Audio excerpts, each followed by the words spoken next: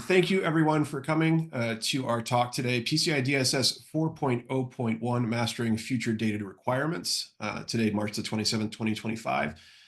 My name is Matt McGurk. I am the head of field engineering here at Source Defense. Source Defense is a company that deals with one specific part of PCI DSS that we'll be talking about a little bit further into today's conversation. I'm joined with two other experts with me today. Let's start with Mark. Would you mind giving a couple words about yourself, Mark, and what you do? Yeah, sure thing. Thanks for joining, everybody. Hi, everyone. My name is Mark Rubinaccio. Work for a company called Secureframe. We're a software platform that helps organizations manage and monitor all of their compliance efforts. Specifically, here we're talking about PCI DSS. I personally help our customers scope, manage, and monitor their PCI DSS compliance requirements, make sure they're using the platform in the best way possible. My previous experience is I was a PCI QSA for a few years. Dustin, I'll let you go next. Yeah, thanks, Mark. Dustin Rich, I'm the PCI practice lead and director at A-LIGN.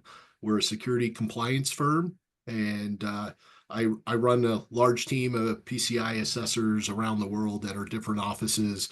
Been in this industry for over 20 years now. Was involved from the 1.0 to 1.1 transition all the way to today. So I've seen a lot of changes over the years.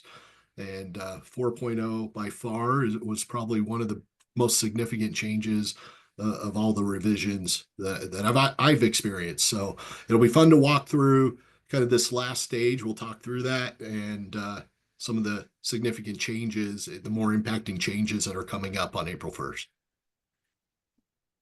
Excellent. Thank you very much. So Dustin, if you wouldn't mind advancing the slide, I'll just talk a little bit about the structure of today's presentation. What we're going to do is basically do an overview of the changes in 4.0.1, as well as the timeline. I'm sure as a lot of people on the phone are aware, a lot of new requirements go from best practice to required or mandated in about 4 or 5 days. So hence the timeliness of this conversation. We're going to go more specifically into principles around those new requirements and guidance for implementing and maintaining those. And then Mark and I are going to break out a little bit at the end, still the same session, but we're going to speak more specifically about our areas of practice because they are some of the more, let's say, substantive and tricky parts of 4.0.1 for a lot of organizations to get in line with. So Dustin, I'll let you take it from here and you can walk us through 401 and the new stuff people are very interested in. Thanks, Matt. All right. So I thought I would begin just kind of going through the full evolution of the implementation of 4.0. We have this deadline coming up on April 1st, but these new requirements are going into effect. It's nothing new. 4.0 was actually official release back in 2022, March 31st, 2022. It took a while to get all the reporting templates and everything put together, but by 2023, there were a number of audits each QSA firm was doing under 4.0. And last year, of course, the mandated April 1st date last year, 4.0 just became required for everybody. There was that transition period, and then we went into the mandated April 1st deadline where it became mandated. Since then, we've had a revision to 4.01. That did many things, but one of the things that helped with the reporting templates and cleaned up some things based off feedback over that initial version. And now we come upon the April 1st, 2025 date, which is really significant. Most of the significant changes in 4.0 were labeled as best practice until after March 31st. 2025, which means April 1st. The expectation is at that point it's a requirement and organizations should have controls in place. One thing to note, I often get questions around that point and what that means to their audit. Let's say they're still working on controls and their audit's not till October. It may take them till July to get everything fully implemented. What will that mean for us when it comes time for our audit? And just a reminder, so from an audit perspective, our audits for PCI are point in time. When you communicate, there's things you're working on. What we'll want to do is time the assessment to ensure all those controls are in place. So when we do that point in time assessment, we can validate that those controls are in place and be able to know that everything is compliant. It doesn't necessarily affect your compliance if you plan properly. Compliance as far as that point in time assessment that we do. It could affect your compliance status for a period of time. And what does that really mean to you? The risk is if there was an incident, if you had an incident or something, for example, that required a forensic investigation, it's very likely if those controls are in place, it may be noted that they found evidence of non-compliance in your environment as they go through that environment. Right? The expectation really is, as of April 1st, organizations would have these controls in place. If they're not in place, let's say till July and your audit's in October, there's probably a good chance you're going to be compliant as long as that assessor is reviewing after after those controls have been addressed. So it doesn't necessarily affect the compliance as far as the report.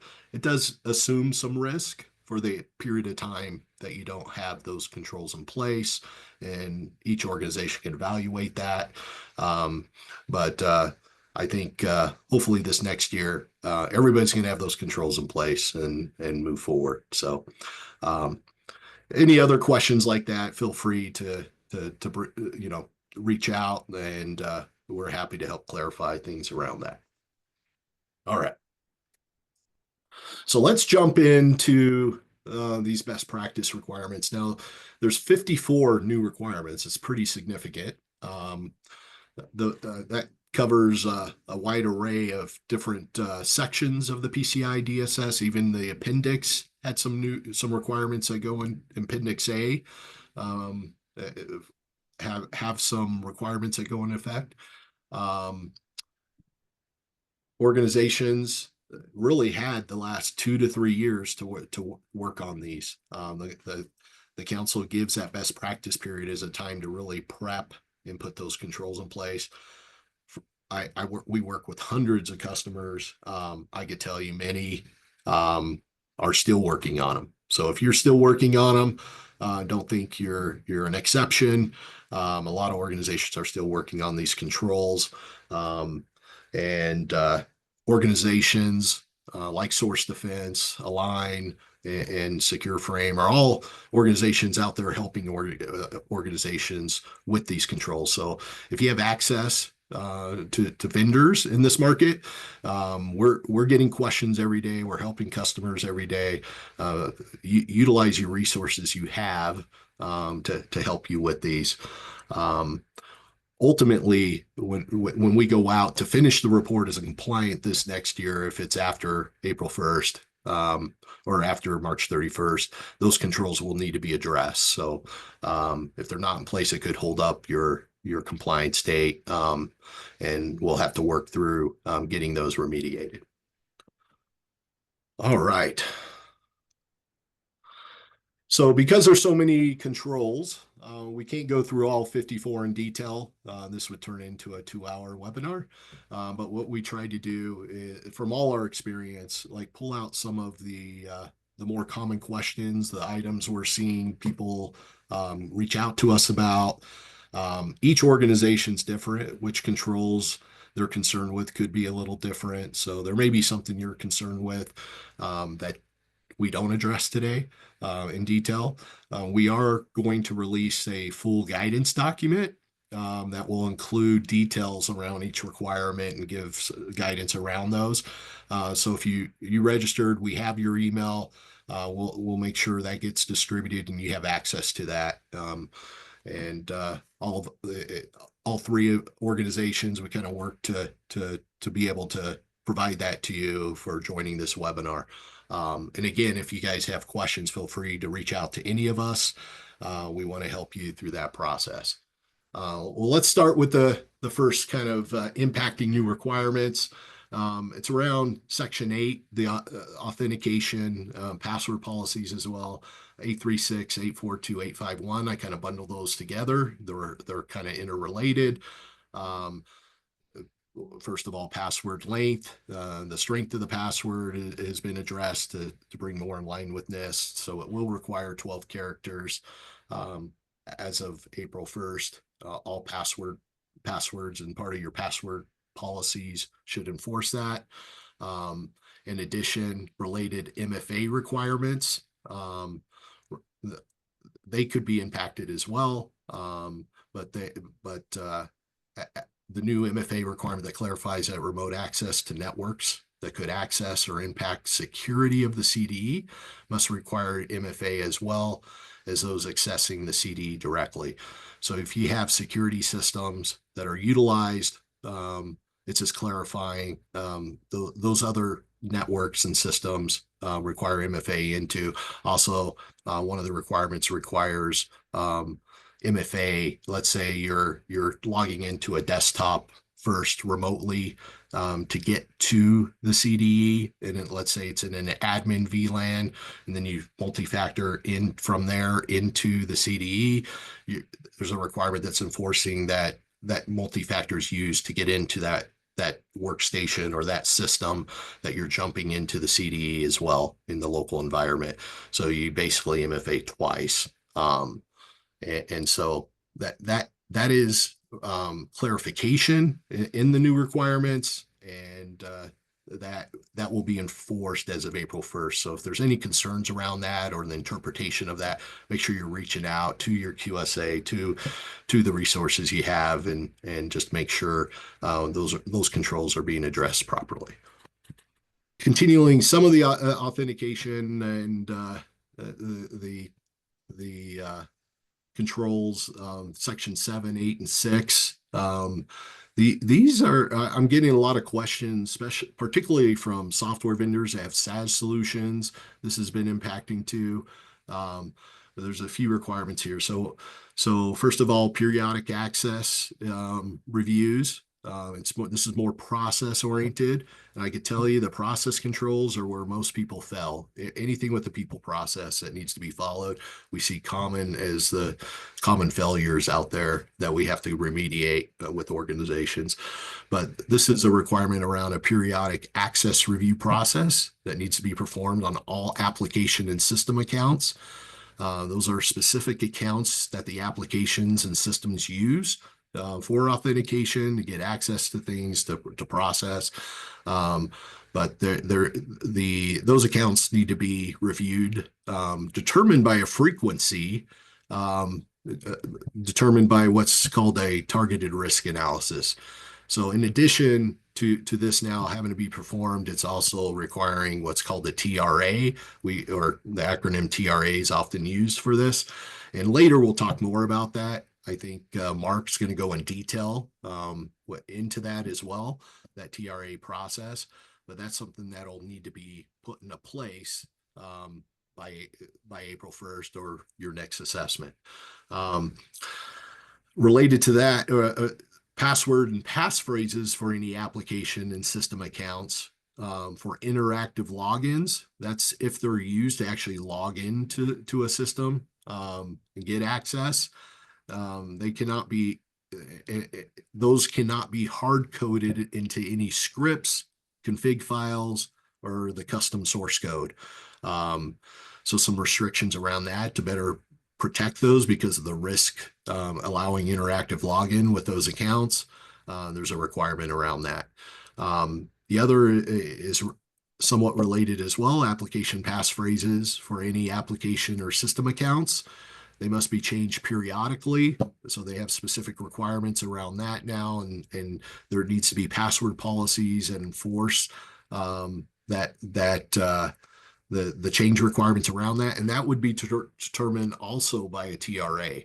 A lot of these controls in 4.0 now are using TRA, and that's allowing it to be more risk-based. And so your TRA would determine the frequency time frame and how those accounts are used, how you protect those accounts, how you create them, who could have access to the credentials, are they used for interactive login, are all questions that would play into that TRA to determine the risk, and the frequency of change would be impacted based off that. And then as an assessor, we would go in and ensure the TRA was performed, what the results of that were, the findings, what is the recommended time frame based off the risk that you determine, and then we'll just assess to make sure that's being followed in your processes and configurations. All right. Now we'll jump into TRA. I'll just briefly go over this. Mark's going to go in a lot more detail. But the new target risk analysis is applicable to at least 10 new controls. So as we saw in the previous controls I went over, they had related TRA requirements. There's 10 in total that are required to be performed now once a year. And that's to really confirm that the risk is appropriate for whatever that time frame is. Also required for any customized approach utilized. That's a term that's new to 4.0.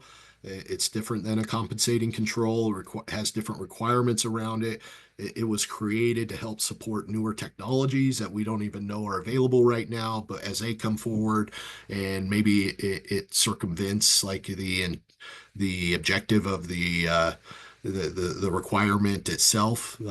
They make it hard to meet, but they've created what's called a customized approach objective that you would focus on meeting in that case and have to go through a process to build those controls. And part of that requires a TRA as well. All right. And then make sure you have procedures. You would need policies and procedures around that to support those requirements. And then I'll just note that TRA, we often get questions about people struggle with that because it's not really black and white. It's different than the normal risk assessment that people used to perform. It's now a targeted risk analysis. And the council has a lot of guidance in their documentation library. So I recommend going out there and pulling that. They even give recommendations on frequencies. So if you're unsure, maybe just defaulting to whatever the recommended frequency is, and then you can work through your targeted risk analysis from there to determine, based off the risk level, how to adjust that. All right. And then there are some requirements around vulnerability scanning that are pretty impacting for some organizations. It is requiring authenticated scans. So if your solution does not support that, that's going to be a big problem. Also, just the impact of authentication scans are impacting organizations. It'll often take some time to work through first implementing that, determining what systems you can authenticate to and what you can't. It's a lot deeper scan. It takes longer to run. So large organizations, that could be really impacting. If they haven't run those in the past, it's going to take a lot more resources and time. So all that needs to be something that needs to be worked through to make that process successful. You're going to get a lot more findings as you do authentication scans. And so especially people running them the first time, it's a deeper dive. It's able to see more. So I've had clients say how it's impacting just their resources, their teams, to be able to go in and correct things it's finding. So that all plays into account, and a reason organizations should work to try to implement those controls early and work through that process. Also, all vulnerabilities not ranked high or critical. Before in 3.2.1, everything was focused on high and critical controls for remediation. But in 4.0, they do require now that an organization determines a proper time frame, and I believe there is a TRA around that too, for like moderate type findings, lower findings as well. All those need to be determined per TRA, and then you need to follow that process. So they did kind of increase the scope there for organizations and ensuring that they're just not, dropping the ball on any moderate type risks, that those are actually put in a proper time frame and being addressed accordingly. All right. And then finally, I think this is my last slide. It's around encryption. This one is only impacting for organizations doing disk encryption to protect PAN. And it's not that common, but it's common enough. We've run into it with some very large organizations, and it was pretty impacting. It's one that takes a lot of time to try to resolve if that's what you're relying on, but no longer can disk encryption be used in any way to protect PAN at rest outside of removable media like your backup media. Um, and so if you do rely on disk encryption, you could still use disk encryption. The council just says you have to have another control to actually protect the PAN. You'd have to encrypt it in another way on top of that. Basically, is what they're saying. That's approved away. So if you are using disk encryption to protect PAN, that's something you want to get on right away. All right. Excellent. And I'll take it from here. 643 requirements. I'll let Matt take over. He's more the expert on this. He deals with it every day. I do, for better or worse. So Source Defense is an organization that is strictly about this topic. What we're dealing with here with requirements 643 and 1161 is payment page security, meaning that you have a web page, your organization has a web page where card data is entered or manipulated or shown or et cetera. There are new requirements and new responsibilities in PCI DSS 4.0 that you didn't have previously. One brief note on eligibility, and I have a whole nother webinar on this on I think it's Tuesday of next week, but there were some recently, like in the last month, changes to the SAQA eligibility criteria for these particular requirements. The general takeaway from that is that every organization with a payment page still has responsibility here. Whether or not you're eligible for the SAQA is a little more nuanced, but the general idea is everybody needs to solve for it. It's kind of a question of like, is it the PSP or is it et cetera for iframes? But you still have to pay attention to it. We're going to delve more into that on another call. And also there's other materials certainly around that SAQA topic. But as it is kind of a rabbit hole, I'm going to leave it there for now as to say you should pay attention to this, irrespective of which kind of self-attestation or otherwise attestation that you do. So like I said, web pages where credit card data is entered is a good rough way of thinking about whether or not what's in scope.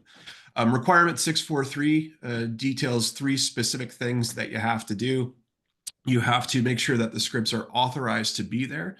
That, in my opinion, is a business sort of function. Someone at your organization is saying this piece of JavaScript or theoretically WebAssembly or VBScript, if either you're living in the far future or the distant past. But for most modern web applications, we're talking about JavaScript. So that each script is authorized to be there. Someone knows it's there at your org and has approved it. The second thing, that you have a mechanism to assure the integrity of each script.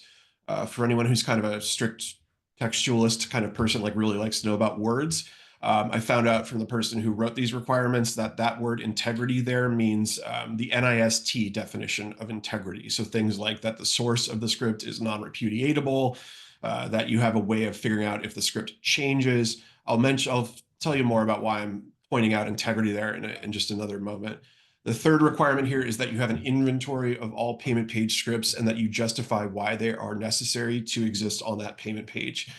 Justification and necessity in this case, you have to write down a technical or business reason for the script to be on a payment page. So, I've heard along the way, I've been talking about this for 2 years since the stuff was in draft. Some common misconceptions there that the scripts you can only have scripts on the page that are relevant or like facilitate payment. So, if you're using a PSP, that you could only include the PSP's JavaScript. That's not the case. In my and most assessors' opinions, I'm not an assessor, but like I'm saying, you can have marketing tools or other stuff there. You just have to write down why it's there and why it's a technical or business reason for it to be there. You have to do this for both third-party and first-party JavaScript. Third-party JavaScript are things like marketing integrations where you're taking a Google technology and the page kind of integrates it on the fly from Google servers. First-party JavaScript being the stuff that your organization writes themselves and et cetera. You got to inventory that and say why it's there. The cousin to this, to 643, is that you have to have, in 1161, is that you have to have some tamper proofing.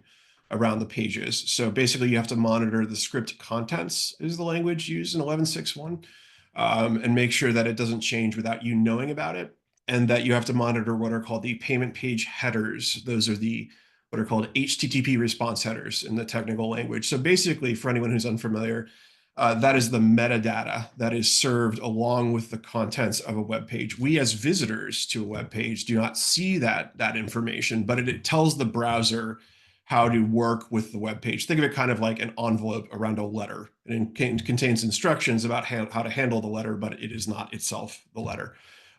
There can be security headers in the payment page headers, and therefore you need to monitor them to make sure that they don't change or disappear without you knowing about it, because that could indicate either a change in configuration and a degradation in security, or a compromise if an attacker got into your application and just ripped out the headers for their own benefit.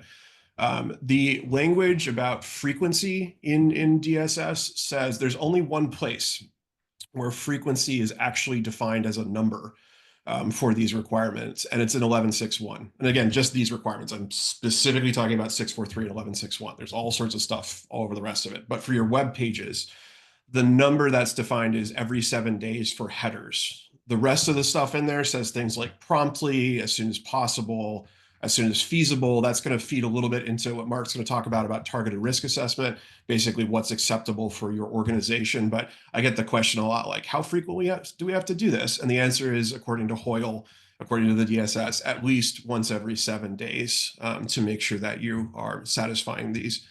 Dustin, would you mind clicking over to the next one?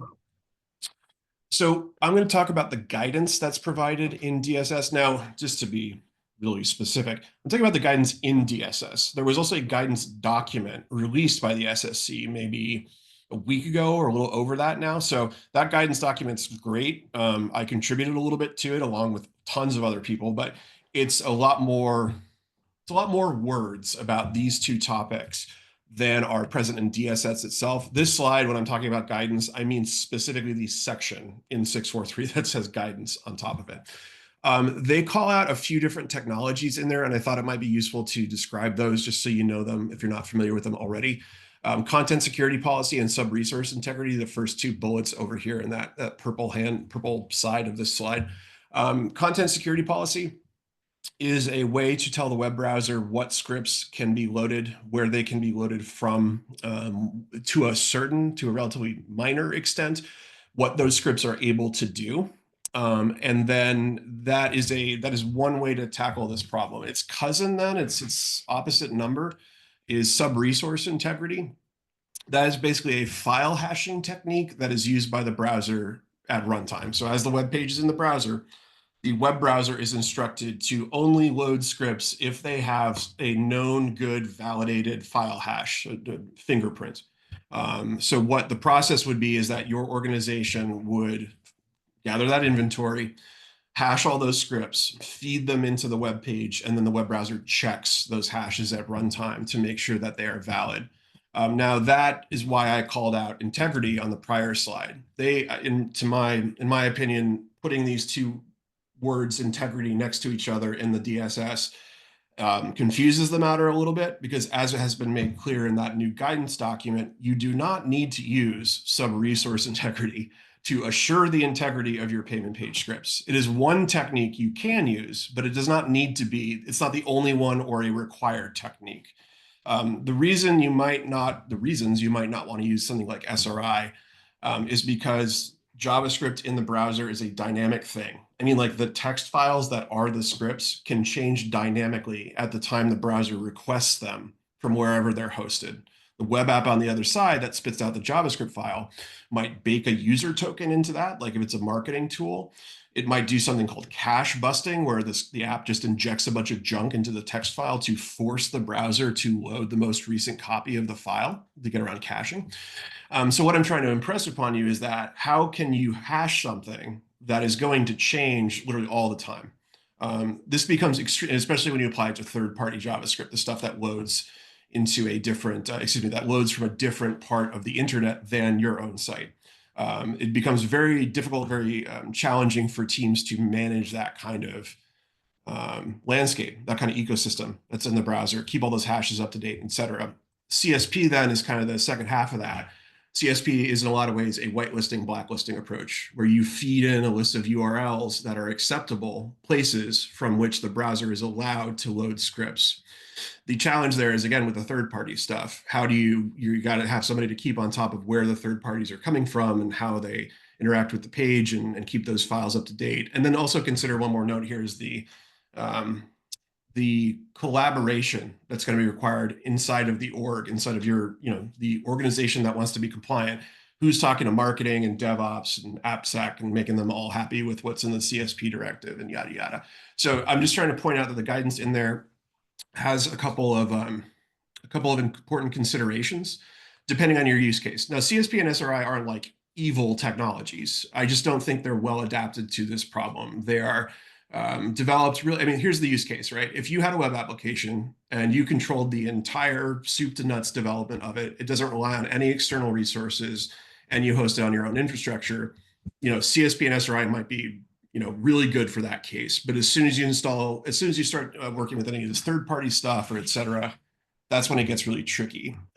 So why I'm saying multi-solution or kind of DIY thing here is you can, of course, roll your own, so to speak, way to comply with 643 and 1161, but you're going to have to go down these kind of different trails to figure out what the right solutions are and how to implement them, especially when you start talking about the business process stuff around the inventory and the authorization. Those are going to require a fair amount of, solutionizing, so to speak. Dustin, if you wouldn't mind going on to the next slide, and you can just hop through these bullets if you want to. Just click 3 times. That'd be fine. Okay. So what we do, and you can just, there you go. What we do at Source Defense, the third thing I should say included under the guidance is a third-party script management tool to prevent the execution of unauthorized code. That's where Source Defense fits into. There are other vendors in this space, but basically the idea here is that if for complexity reasons or for timeliness, I mean, we've got 4 days, whatever the reason is, it's probably the better fit for a lot of people to go with an commercial off-the-shelf software solution for this. Source Defense has been around for 8 years now and does only this. The only thing we do is client-side security, web application client-side security. One way to think about us is our customers who came on board, say, 5 years ago, were compliant before these requirements were written. One way to think about this, and Dustin, would you mind clicking just one more time? No problem. One way to think about this is that it's one-stop shopping, basically. We have different dashboards and interfaces that are specific to the PCI DSS use case that would walk an organization through the tasks they need to do. And I do mean literally walk them through. There's a tutorial that'll tell you where to click and what to do once you've gotten there to help with all the various tasks associated with 643 and 1161. The deployment is straightforward. It's basically a copy and paste job, a couple lines of code into your web app, and then you're up and running. There's really no further configuration. And the last point here I wanted to point out is what we call behavioral integrity monitoring. So this is our alternative to sub-resource integrity. Basically a different way of doing it that relies on what the scripts are doing rather than just what's in the files that make up the scripts. And we found that makes things much simpler from a security and alerting standpoint. You're not kind of just getting an alert every time a file changes. You're getting an alert if a script starts to access card data, for instance. And by the way, that's behavioral integrity monitoring and a few of the other controls like that, as well as kind of a more nuanced view on how to solve the problem is in that guidance document. I believe it's called Guidance for E-commerce, trying to solve for 643 and 1161. It's on the SSC site. And it is useful if you're considering different solutions and how to kind of make it all fit for your org. So I would point you there. But to sum up, and then Mark, you can take it away. The idea here is that 643 and 1161 is something that a lot of people are talking about very extensively because it's like brand new, or at least it was 2 years ago. And it's an area that folks haven't addressed before, and it's pretty complex. So I'm happy to, by the way, I should have said at the top of the call, feel free to throw any questions into the chat, and the panel here will take those as they come. But for now, I think I've said plenty. So Mark, after you. Awesome. Yeah, thanks, Matt. You covered a lot of really good points about those different requirements. I mean, on the Secureframe side, we recommend our customers use a commercial solution just because of the complexity of the installation and configuration of SRI. CSP, and using an out of the box solution is definitely a lot easier when it comes to managing those requirements. So yeah, what I'm going to do now is kind of talk to you all about targeted risk analysis, and then also some of the new operational requirements. Dustin mentioned a lot of the pitfalls that he sees as around like the processes and the different items that you need to maintain throughout the year. So that's really where targeted risk analysis comes in, and then some of those other optional or operational requirements as well. So previously, PCI was very prescriptive about how often reviews should occur. Under 3.2.1, it was required to perform regular reviews daily, quarterly, annually, and these timelines really didn't have any flexibility based on actual organization risk. So now with 4.0.1, organizations must perform a targeted risk analysis against these following requirements to determine the frequency in which that control should be performed. This gives organizations a bit more flexibility based on their environment, their systems in use, or other factors that are in the TRA. And I'll first cover some details related to these requirements. And then later in the next slide, I'll go over the guidance related to how to actually perform the targeted risk analysis. First requirement I want to cover is just frequency of periodic review of systems considered not affected by malware. So certain systems may be considered not affected by malware. And to make this decision, it's important you perform industry research and review vendor resources related to these systems to see if malware is a common threat. Periodic review of these systems should include reviewing vulnerability alerts, which may be obtained through subscriptions with RSS feeds, and also continuously monitoring vulnerability disclosures related to those systems. Organizations should also implement a strategy to onboard anti-malware protection for these systems in case they do become more frequently affected by malware, which is why a TRA is important for this requirement. Next is the frequency of periodic malware scanning. So with the rise of tools like EDR, XDR, a lot of systems are being scanned for malware continuously and in real time. So this could change the frequency in which you really need to perform these full point in time malware scans against your systems. And PCI now gives you that flexibility based on your implementation of anti-malware solutions. Next is access in related to application and system accounts. So I know Dustin covered this a little bit, but basically PCI introduced this new requirement to mitigate the risk of system accounts, which often has elevated privileges and could be accessed and used for malicious purposes. So it's now a requirement to include these system accounts in your regular access reviews, which the frequency is determined by the targeted risk analysis you'll perform on this requirement. Next is passwords in relations to those applications and system accounts being changed. So related to protections around the system accounts in general, PCI now requires a targeted risk analysis to determine how often the password should be changed for system accounts. Considerations that could be made are things like, is the system account interactive? How secure is the storage of the passwords for the system accounts? And how frequently are the administrators that handle these accounts turning over or leaving the organization? This is very related to the general user account password change control. So if you've implemented a dynamic solution for analyzing these accounts, that could also affect your decision on how often the password should be changed for system accounts. Next is periodic POI inspections. Basically, PCI has come to the conclusion that you're the best person to decide how frequently the POI devices should be inspected. Different considerations could be location of device, if the device is left attended, if it's left unattended, if it's left in a public place or a private location, all different risk considerations to make when you're doing your TRA. Next is related to periodic log reviews. So critical logs, those security event logs, they still must be performed daily, a review against those logs. But PCI is now allowing a TRA to be performed for any logs that fall outside security event related or these critical security logs. So a couple factors there is depending on the complexity of the environment, the number of and different types of systems and functions, organizations can now determine how often they're performing evaluation on those other logs. Next is related to the full process of performing the TRA, which is requirement 12.3.1. Organizations, you must have a documented policy and procedure regarding how the analysis is performed against these applicable requirements. And that process must include an evaluation, which defines an adequate frequency and the level of risk that the organization is willing to accept. We'll discuss the process in a little bit more detail on the next slide. And then last on this slide is the frequency for training for incident response personnel.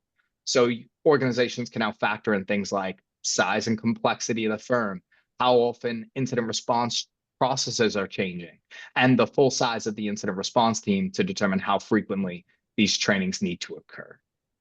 So then could we jump into the next slide, Dustin? Awesome. Okay, so now we'll talk about some guidance regarding how to implement targeted risk analysis. So firstly is identifying the assets in the environment.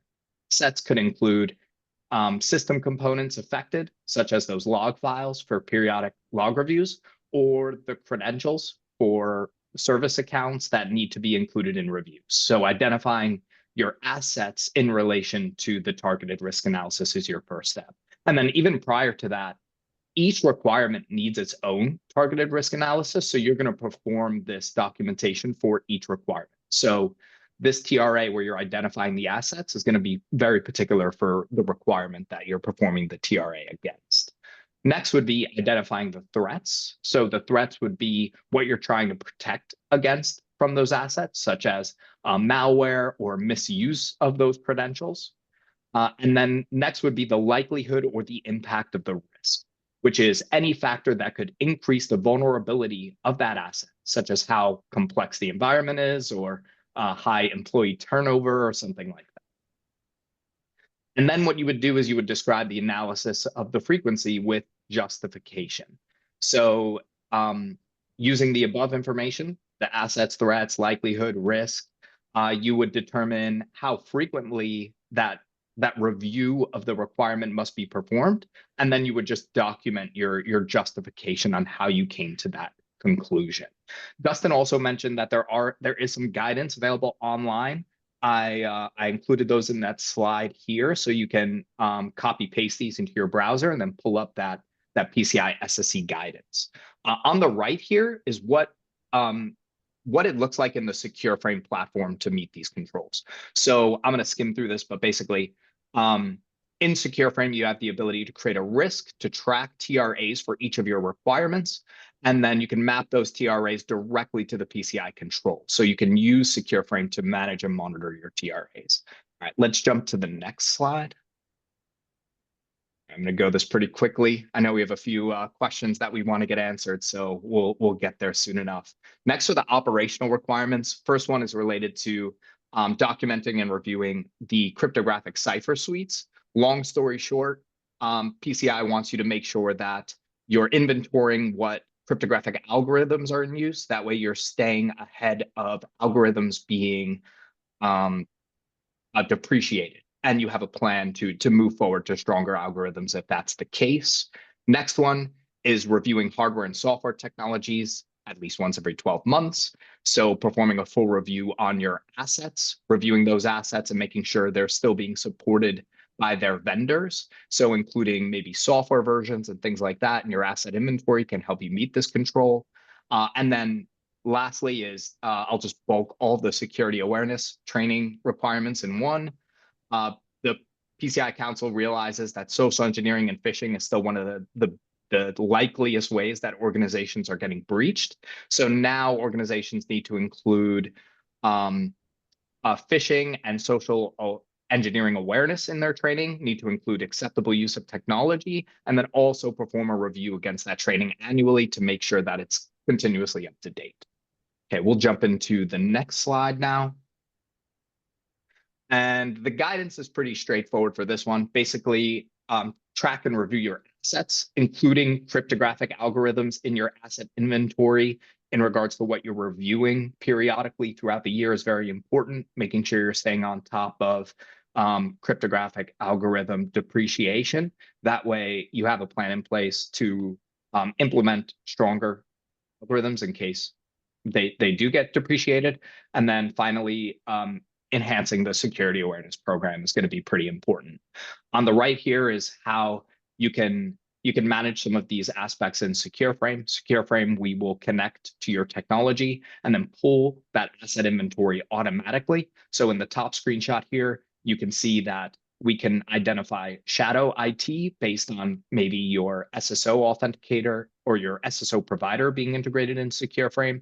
That way you can track your vendors, your software, your application in Secureframe in real time, see when new shadow IT is being introduced. And then the second screenshot there is showing our security awareness training that we provide out of the box for all of our customers. That does include secure code training, PCI training, as well as phishing-based security awareness training. And then we can jump into the next slide. This is where we kind of talk about the importance of our partnership. So Dustin already talked about how important it is to have the right people on your side, to be able to talk to them about the new PCI requirements, how you as an organization can introduce them. And that the key to being successful for 4.0.1 really relies on how well you're using those partners. Secureframe will help you continuously monitor, organize, and interpret your PCI requirements. It'll help you understand exactly what you need to do in order to obtain and maintain PCI DSS compliance. Using Secureframe, like I mentioned, you can integrate the technology you already use to automatically generate asset inventories and determine what configurations are PCI DSS compliant and which ones are not, to help you prioritize that remediation. I'll pass it along to Matt to talk about source defense. Yeah, of course. And I think, as we've detailed pretty well, source defense provides solutions for one particularly sticky but important part of DSS 4.0.1. We're grateful for our partnership with Secureframe and A-LIGN because we want to make sure that when folks are using a tool to either assess their risk or they're having an assessment performed, that we fit nicely into that ecosystem. I think part of us being we are a very specific solution. We are a point solution, but that means we can very gracefully fit into an overall compliance scheme. And with our successful partnerships, make sure that no matter which way an in-scope organization is trying to tackle this, they'll find kind of a holistic picture underneath. And obviously, Dustin, you and A-LIGN bring an immense amount of expertise to it. So anything you want to say about your services, I think would be greatly appreciated.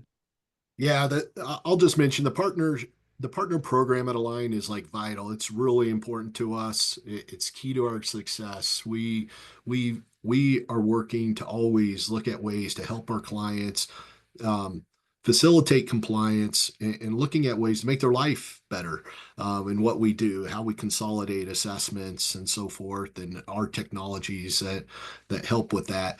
And we look for partners with the same mindset. So in this case, we have Secureframe, which is a GRC provider, and then Source Defense, who's creating tools and technologies to help organizations meet controls with the PCI DSS.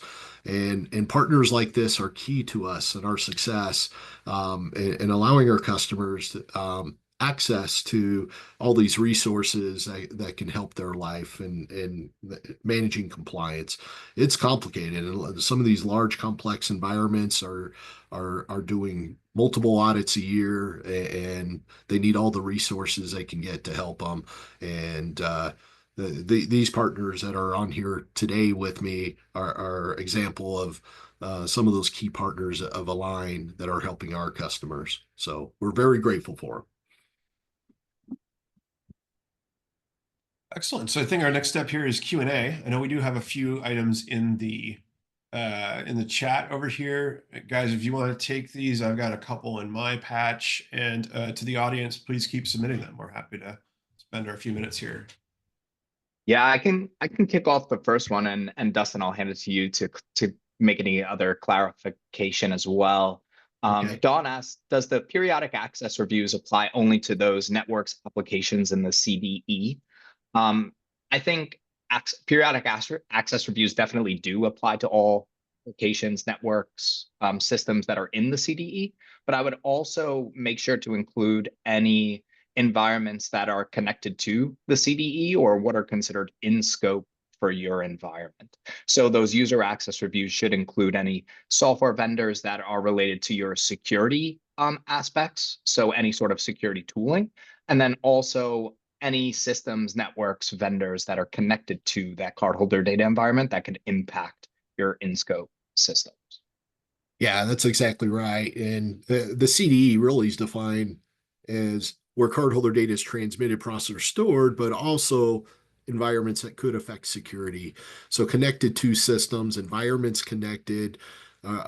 That's something you need to evaluate. Those are in-scope systems typically, and in-scope mean yes, those applications and system accounts need to be protected as well and could impact security. So that's something you'll need to look at. Now, if you have application and systems accounts in environments that are out of scope, just be real careful and that those accounts are not used anywhere else outside of the environment. Um, there's been issues in the past where with administration of like network tools and so forth, where account credentials were shared across different environments. And that's what you need to be careful of. Um, but generally, the scope is going to be those in scope environments, which include the environments that affect security, and then where it transmits, processes, and stores. Awesome. And then Raj asks, doesn't this call for a minimum of 8 characters? Why is PCI mandating 12 characters? It's a pretty good Oh yeah, question. yeah. One thing I could state real quick is I think NIST's minimum requirements for length are 8 characters, right? And PCI, and I always remember one of the biggest, hardest hitting requirements is organizations needing to maintain history and like the requirement to change passwords all the time. And that like really affected NIST's guidance in regards to like, okay, maybe let's focus on length, complexity instead of refreshing and needing to change passwords all the time. So I think PCI implemented the ability to do dynamic analysis against passwords now instead of requiring password changes, as long as that dynamic analysis tooling and service is implemented properly. So that viewpoint of PCI going into requiring a longer password, but then allowing the ability to perform dynamic analysis and not requiring the reset of passwords so frequently. But Dustin, I'm curious what your thoughts are. Yeah, and I can't fully just answer why they changed that. I wasn't involved in that, but there was related to what you're talking about too. They tend to lean towards NIST, and there was some guide outside of the formal guidance. There was some guidance, um, and this was around organizations that we often had people. It was around the password, specifically around that password frequency, the change frequency, and trying to get away from using the PCI requirements and using NIST. And the guidance they referred to talked about those additional controls. One of them was the length to make things more complex. Um, it, right now, PCI default user doesn't talk about using special characters and other things, but there is guidance in the PCI requirements that actually recommend using that, but it's not a requirement. So that's something maybe down the road they look at, but they do mention that around the passwords for application accounts being more complex than even what PCI requires. Um, but I think 12 characters was something they moved to as a thought of making it more secure. In the end, there's people that can argue, but they're that fact, but the length, there is a as far as a brute force attack, length does have an impact. Is that how people are attacking nowadays? That could be argued. And now it's getting away from passwords because they're just too hard to manage. They get exposed, they get reused. Those are the issues with passwords. And there's a lot in PCI too, kind of pointing to if you read 4.0 in the guidance doc, pointing to using zero auth and pass keys and different technologies that could eliminate the use of passwords to help meet these controls as well. There's recent guidance with NIST around pass keys for MFA as well, being a stronger method of MFA, and making it easier for people to use as well, to implement and use in the real world. So yeah, I think the industry is evolving right now when it comes to authentication, and I think the 12 character is kind of it could be impacting for applications that just don't allow that currently. You know, they're going to have to redesign that to allow certain characters if they had a default before. But for the most part, is a pretty just it's probably more of a pain than anything for people to remember 12 characters now. But I think really the recommendation is get off of passwords altogether in the industry, start looking at some of these newer technologies with pass keys and different things that are going to make it more secure and less problematic for the end user, making it easier for them to utilize. Yeah, that's all good call, Dustin. Another thing that's really popular these days is like the use of a password manager, which is something that I recommend everybody use. And if that's the case, storing a 12 character password within a password manager is just as much effort. All you have to do is remember that master password. Whereas the password manager will be able to manage the security of all of your other passwords for you. I actually have if we don't have it, are we done going through all the questions, or I have we one? What? Well, we just have one more question, unless Okay, let's I get mean, through that. I'm going to throw one at Matt that something came up this morning, so it's out of the blue. So awesome. Yeah, sounds good. The next one's actually pretty interesting. It's like Anonymous asks in regards to integrating AI within like a SaaS tool. And if you use a third-party LLM, considering OpenAI is not PCI compliant, what PCI controls would be impacted in this regard? So my opinion, first of all, is OpenAI and the use of LLMs is incredibly prevalent in the market these days. If you're a SaaS solution and you're currently PCI compliant, you're handling, processing, storing, transmitting cardholder data, you should not be sending any of that cardholder data over to a third-party vendor who is not authorized PCI DSS compliant. When it comes to PCI, what PCI really cares about is the security of that data, but then also the security of systems that could potentially affect the security of that data as well. So in my opinion, at minimum, if you're using an LLM and it's not directly involved in the handling of cardholder data, that LLM and that vendor should be a part of your risk assessment in regards to what types of connections it has to your direct production environment. And it's the security controls around how OpenAI is connected, authenticated, what type of data it's handling. It's those sort of questions that are going to relate into what security controls and configurations you really should be paying attention to when it comes to doing a security review against those vendors. Dustin, I'm curious if you have any more like specific guidance around. Yeah, I just want to, yeah, of course, if you're using AI as part of your solution, that it would need to be compliant. But I would question, is there a real reason card data ever needs to be utilized by AI? I think the best practice would be ensuring that data scrubbed before AI is digesting any of that data. The LLM, who's ever managing the technologies for that, would have to be compliant. Plus, there's a risk beyond just following the controls, encrypting, but how do you protect access to that data when you get into LLMs and the ability to maybe circumvent access to that data, the potential of bleeding over and somebody being able to get visibility to that shouldn't. It'd be very complicated to protect that. Probably better just to scrub it and prevent it from being there. Generally, it's not.